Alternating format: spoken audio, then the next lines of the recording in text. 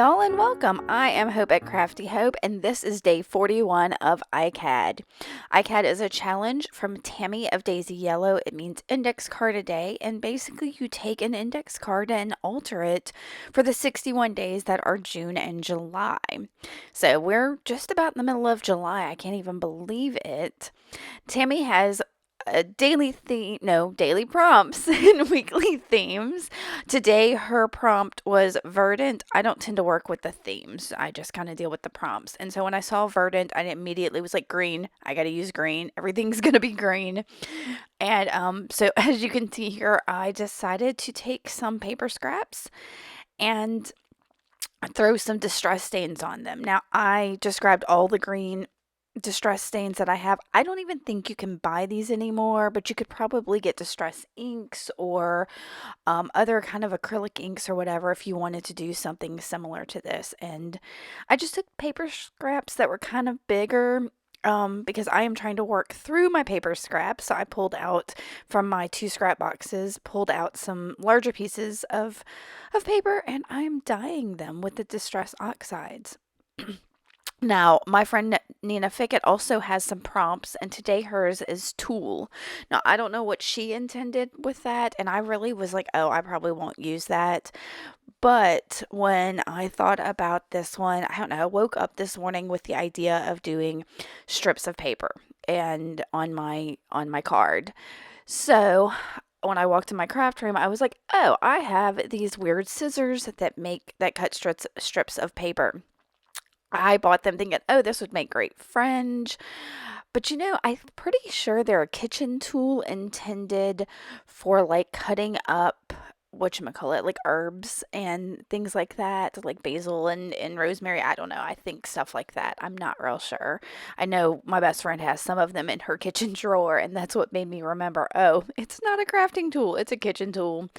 But we always bring kitchen stuff into our craft room, so I don't think it's a huge deal.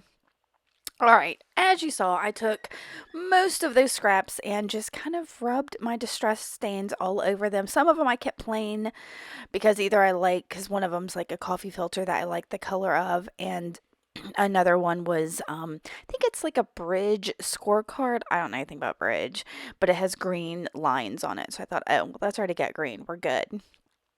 So, and now I'm trying to use these weird scissors, and yeah, I'm gonna do about 3 pieces of paper before I decide, ugh, this is not what I wanted it to do. It does much better making fringe than making strips, but I will use some of these strips. So I did use the tool.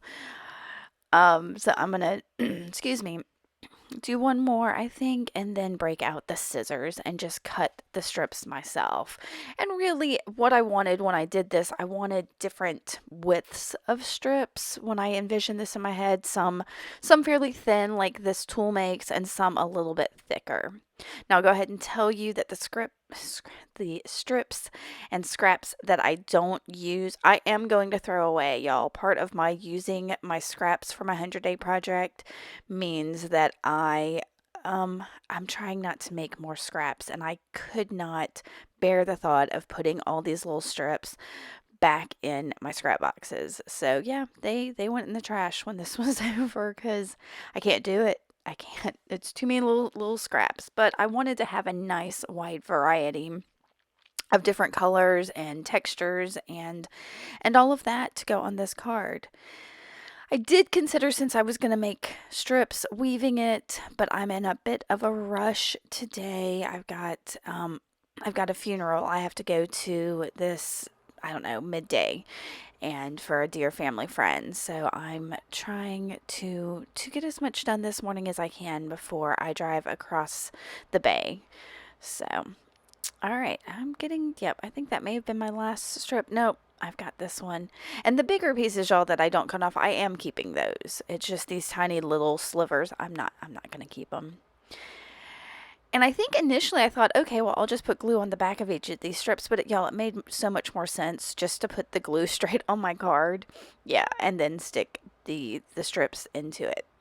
Now, as I'm sticking them down, I'm trying to make sure I don't put 2 of the same kind next to each other, that the colors vary. I really just kind of want that bit of texture. And yeah, that one tore, so I'm just sticking it back down. I'm this was a lot of fun. I may do this again with different colors or something, and I make sure I've got that coffee filter that I'm gonna throw in there in just a second, and I've got that get like I said, I think it's bridge. I don't So I'm just getting these all in here, and it's going to come down to it that I knew, since I am trying to go fast, I'm really just going to throw a focal at this and maybe a sentiment and finish it off. I couldn't, I really like how this came together. It's got a lot of texture. It's got that color and I don't know, y'all. It's so simple. I hope y'all are not mad at me for doing something so simple, but I really like the idea of this. I can't see maybe doing an entire art journal page with it. That would be a little tedious, but maybe doing like little sections. Now, I did consider, because I'm leaving some stuff hanging off the top and the bottom, I did consider trimming that down, but y'all, it adds so much fun and almost like a fringe off the top and the bottom of this that I'm not going to trim it because I don't know. I think that's one of the really special parts of this. So I'm going to dip here in just a second once I get these all glued down into my focal box. I've got another box under my desk that's got what I consider focal pieces, and there's a piece of yearbook that's got several photos on it, and I'm going to pull out this one girl, just tear her out, and she's facing toward the left, and when I put it down, I kind of put her over to the right, but something about having her look all the way across that expanse of the card at nothing really didn't feel quite right. So you'll see here. I'm going to pull her out in just a second. Oh, actually, before I do that, I decided I wanted to add a little something over the top of this to kind of bring it all together. And so I'm going to murder this word. But this is some Liquitex acrylic ink in phthalocyanine green. I'll have that written below, but the first four letters are PHTH. I don't know how to say that.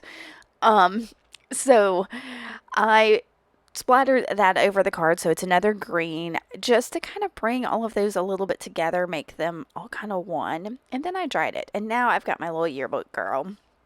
And like I said, see, she's facing to the left, and she looks kind of neat there, but if she's going to look across the left, she's looking all the way across that card, and that made me feel like I needed something substantial or important to put across the card, and I just couldn't do it.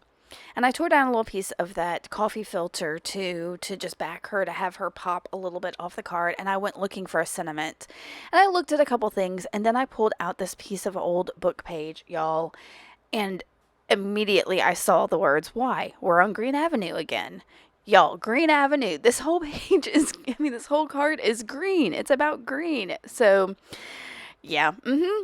I thought that was serendipitous. So I'm going to cut that out and stick everything down. And that's it. I'm leaving it as that. Like I said, I'm a bit of a rush today. And it's Monday, so I didn't want to struggle too much for on a Monday. I hope your Monday has been amazing and wonderful, and you have a really wonderful day. All right, let me know if you like this. If you have any questions, give me a thumbs up. Make sure to subscribe, all those things, and come back tomorrow and see what we're going to do. All right, y'all. Thanks for watching. Bye.